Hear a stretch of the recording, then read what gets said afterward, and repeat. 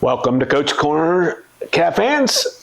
Thanks for joining me and Mike on this another beautiful Monday afternoon. It's amazing how good the weather has been this year. Random on Friday night. So we're looking forward to playing at Marion this Friday. Hopefully another great night for high school football. So we're going to back up, talk about Versailles, and preview the Marion game, spotlight Joe Huwer and Zach Sudhoff, two of our coaches. I'm going to review briefly the 7th and 8th grade seasons. They're done now. And then I'm going to talk about our captains' meetings. I know last week you showed a little film, and maybe come back to that in the next few weeks.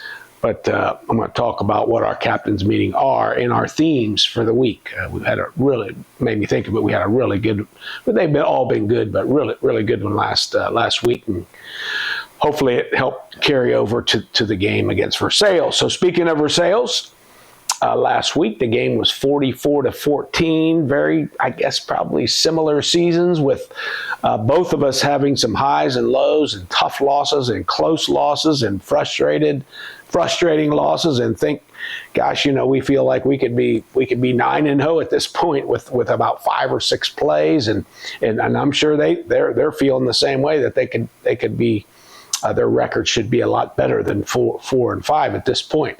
But the game itself, we got off to a great start. We hadn't been playing well in the first quarter. I don't know why. Last year, in the first quarter, our score overall in the season was, I think, 220-some to 40.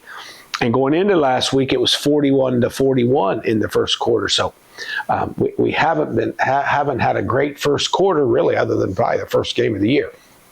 But we got off to a really good start and got up 14-0 in the first quarter. We played. We keep talking about playing a cleaner game with less penalties and less errors and better execution. We did have a couple problems when we had to take a couple timeouts personnel-wise, and sometimes I'll take the blame for that when Bennett Spriggs fortunately came back. And we didn't know he was going to be back till about Thursday. So all of a sudden now, hey, we got our big tight end back, and we had planned not having him early in the week, and that made our personnel groupings a little different. And then when we get Bennett back, it's like, okay, Bennett's back. And so sometimes that messes it up, and sometimes it's my fault. Sometimes it's the kid's fault. So we had a couple timeouts, but otherwise, very, very clean game. I think we were 14 for 16 passing or something like that. We only had 2 incomplete passes. A lot of guys with good plays, and different guys scoring touchdowns and all that kind of stuff. And then the defense just made them work. They got one big long touchdown throw. But we got a couple turnovers. Nolan Mesher had 2 interceptions, which was awesome. So the score was 44-14. Again, a good clean game for us. We played hard. Our kids had regrouped after that New Bremen game, and really proud of our guys. More than anything, probably just that they hung in there and said, hey, we can do this. Let's get back on track. And that win definitely puts us in the playoffs, and we'll get a home game. We assured ourselves of a home game, and if we can beat Marion Friday, that would get us a bye, and then a home game. So that would be awesome for us. So speaking of Marion, we come into the game looking forward to the challenge with the Flyers. They're 9-0 and up to 70, whatever it is, and they've had 4 really good close games, but they find a way. They find a way, and kudos to them that they figure out a way to get those wins. The thing with Marion, and you kind of know what you're going to get from them. It's whether or not you can match their physical play, and match their skill level, and match their discipline, and so they're just a really good program and a good team, well coached team, and they're just tough, hard-nosed kids, and have a lot of good players over the years, and it makes it a great rivalry. In fact, Mike and I were just talking over the years. we think we're correct on this, that overall the record is 35 wins, 33 losses, and 4 ties for the Cavs over all these years.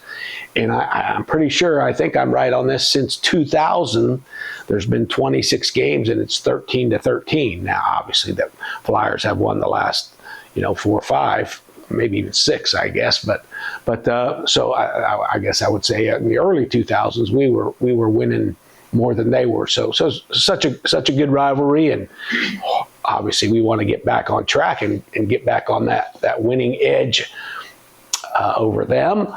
But Coach Goodwin, like I said, does a really good job. Very, very disciplined team, and play hard and all that. And they got good players, good, big, strong kids all the time. And so it makes it a good, fun rivalry. And hopefully it'll be a great game for all the fans this week. And hopefully the Cavs can come out of that with a win. So looking forward to the challenge with Marion on Friday night. Obviously, it's a 7 o'clock game 10 already, and then roll into the playoffs and see what we can do.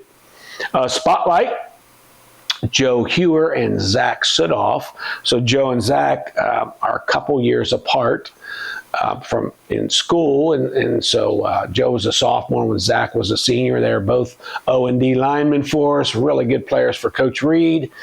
Joe was a junior when I got here, coaching for Coach Reed, and so fortunately for us, they went away for a while. Joe was at Sydney and New Bremen, and Zach was at Fort Recovery and Versailles. So they got a good taste of some other programs and how things operate with other coaches. And so they've come back to us, and I guess Zach's a little over 40 and Joe's a little under 40, I think.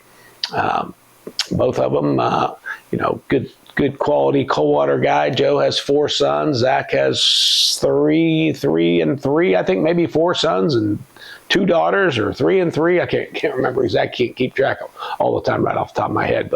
But good family guys, and really good conscientious coaches that really take a lot of pride. They both coach. They coach our O&D line together. And so proud to have those guys in Coldwater, and very fortunate for me that have such good coaches all around. And so I'll go to 2 more coaches next week. Review of the 7th and 8th grade squad, and so their coaches. 7th grade was Aaron Allig and Brandon Forstuffel, and again, these are all Coldwater guys. Aaron was about the same age as I think right in between Joe and Zach. And Brandon Forstuffel was on the 2015 undefeated team. He was a really good center for us for 2 years, starter. And so the 7th graders were 2-5-1. A lot of good battles, but they have a lot of players, so that's a good thing. Over 30 players, and hopefully we can continue to keep those guys out. And then the 8th grade squad, coached by Aaron Weigel and Matt Hamilton, again, both Coldwater guys. Aaron coached varsity for a couple years back a few years ago, and then Matt is also a wrestling coach. So those guys do a really good job. And the 8th graders were undefeated. They were 8-0, and they were 8-0 as 7th graders. A really, really talented group of athletes. I think they have 100 kids in the grade, and 65 to 70 are boys. So they got a loaded group of boys and really good players. I think they were 19-1 in basketball and baseball. They win all these tournaments in the summer. So that's a good group. We've got to keep them focused and keep them out. Again, they had over 30 players again. So hopefully if we could keep 25 to 30 of those guys, because this year we only had 13, 14 freshmen. So we could get those numbers back up closer to 75 players on the roster at the varsity level. So proud of the junior high guys, proud of those coaches for coaching them up and getting them all to play. For the most part, most of those kids get enough reps to feel good about maybe wanting to continue to play in the program. And last thing I want to talk about real briefly is we have what we call captains meetings on Thursday after practice, and it could last anywhere from 15 minutes to a half hour. And each coach each week takes a captain's meeting, obviously with 10 games and hopefully several in the playoffs. We'll double. Sometimes we'll bring in former coaches or former players to come in and speak at the captain's meetings. This year, it's been all coaches, and typically each week a coach will come up with a theme on their own, and sometimes it's related to football, sometimes it's not related to football, sometimes it's not related to football, but we pull football in on it. And so here are our themes, our 9 themes so far. And what made me think of it was last week we Joe had it, and the theme was setting the standards and keeping those standards up. We had just come off a loss, and we all look at ourselves and say, hey, am I holding up to the standards of what we expect and those types of things, and what we all expect of each other and expect of the team. And so setting the standards was week 9. So if we back up real quick, I'll just go through the different topics. So week 1 was protect the shield, right? And so the shield means a lot of things, all the things as an individual person, as a teammate.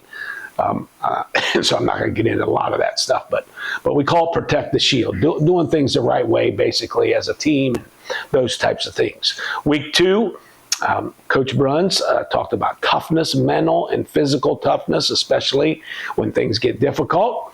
Week 3, it was back with me, the value of connections and relationships. So we got in groups, and you had to talk to some guys that maybe you don't know as well, and the coaches had to go to take different position groups than they're used to working with. So we just talked about finding some new things out about some different guys. Jack Hemmelgarn followed that week with talked about visualization and playing the game in your mind. And so it did turn into, what are you going to do tonight and tomorrow during school to get ready for the game with visualization and like I said, playing the game in your mind. Coach Klinke the next week talked about accountability and being accountable, number one, to yourself, but then also to your teammates, to your coaches, to your parents, to your friends, to your boyfriend and girlfriend, to your husbands and wives, all that stuff, accountability. Week 6, Nick had week 6, and I'm not sure if we had lost, I guess maybe week 5, but he talked about moving forward. Right, regrouping and keep moving forward. Keep looking ahead. On you can't change obviously what has happened in the past, but you can make decisions about how am I going to fix things and move forward or continue things that are working great. Following that week, Coach Kenny talked a lot about the little things, doing all the little things right, and so a lot of those are the protect the shield. Or accountability type things, something as simple as keeping your locker space clean in the CPAC, and lots and lots and lots of little things that the kids come up with, and things maybe that hopefully we do that help us win some games, little things wise. Week 8, Coach Sudhoff talked about the mission. Right, and what is the mission, and mission in your life, mission with our team, the mission just for the night on Friday. The mission is to win the game, and then he talked about and had the kids interject a bunch of stuff about how are you going to win? What are the things that you're going to have to do? So finding your mission as a person in school, out of school, down the road, all those types of things, and then how do you do it? How are you going to get there? And then, like I said, Joe had last week, and his was all about maintaining the standards that all our coaches over the years have set for this program, and trying to keep those standards and not slacking on those standards. And sometimes we take things for granted, and sometimes we don't live up to all those standards all the time. So we remind each other and remind the players and remind the coaches to try to continue to follow those standards and keep those standards at a high level, so the program not only wins, but the program, we can feel good about the product that we're putting out. So those are what we call captain's meetings. So we will continue, so as long as I'm the head coach, those will continue on Thursday evenings. And Coach Reed started those, and I've continued those. So looking forward to the challenge this week. versus the Flyers, another rivalry game that hopefully I'm sure it'll be a great crowd, and hopefully the Cavs can come away with a win.